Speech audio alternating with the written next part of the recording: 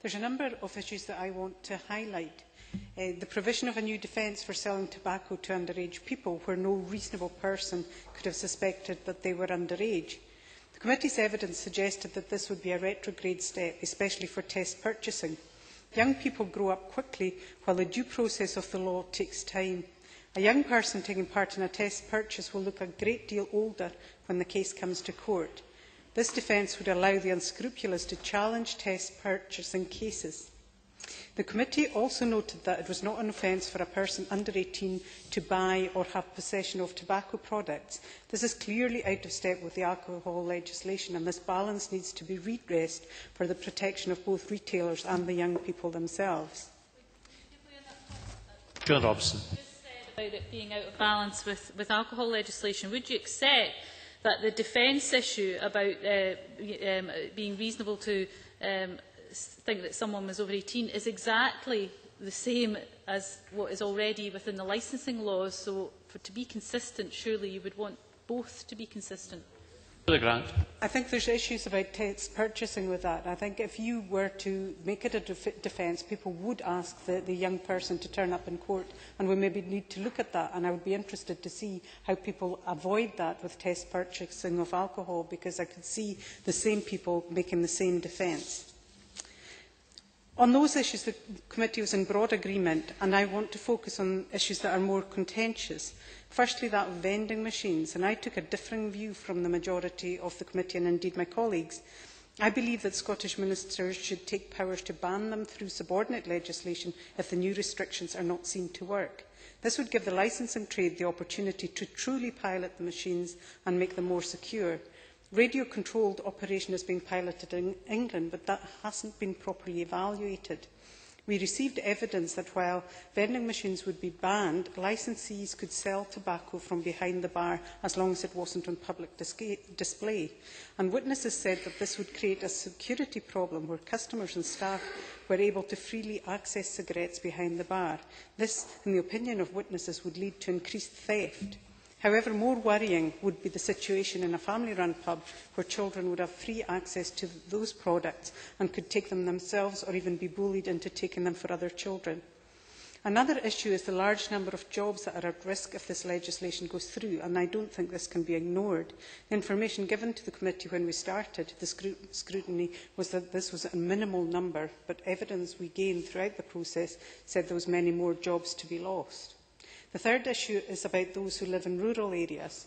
While the local pub can often be the only source of tobacco products, and if it's unworkable to sell those behind the bar, then rural areas would not have the same access to tobacco products, and it would make the legislation unworkable in those areas. And for those reasons, I took a differing view. Moving on to part 2 of the bill. There was general agreement to back the RCN's call for giving Scottish ministers power to extend the range of medical practitioners able to bid for a GMS contract. They felt that the original consultation had not been sufficient to allow the government to make this change in the bill. Giving ministers power to do this would allow for further consultation prior to implementation. If that consultation showed that their members were able to deliver these contracts, it would be a retrograde step if we had to wait for further primary legislation. The committee backed their plea, and I hope the Minister will bring forward the necessary amendment at stage 2. This leaves me with the thorny issue of the GMS contracts and the commercial sector, and I want to be clear here. GPs are private contractors. In paragraph 124, the committee noted around 88% of primary medical services are delivered at GMS contract, 9% through Section 17 contracts and 3% through salaried staff working directly for health boards. This means that 88% of GPs are private contractors. In evidence, no one was able to show a clear difference between a private contractor and a commercial organisation. The BMA tried. Apparently, a medical training makes you a better person to be able to put patient above profit. This would appear to say that a GP employed by a commercial contractor was a lesser being, an assertion that the BMA were equally uncomfortable with. Their evidence was poor. It smacked of a group of people who were keen to secure their monopoly, and I suppose as a representative organisation, they were keen to protect the commercial interests of the majority of their members. However, I have a real difficulty in putting in place legislation that gives one profit-making organisation a commercial advantage over another.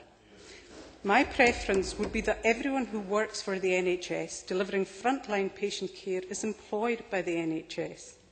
If anything, the negotiations over swine flu should be testament, and I can see my colleagues maybe aren't so happy with that proposition. The negotiations over swine flu vaccine should be testament to the fact that the GP contract is crippling the NHS. This is what happens when you give one commercial group a monopoly with no checks and balances.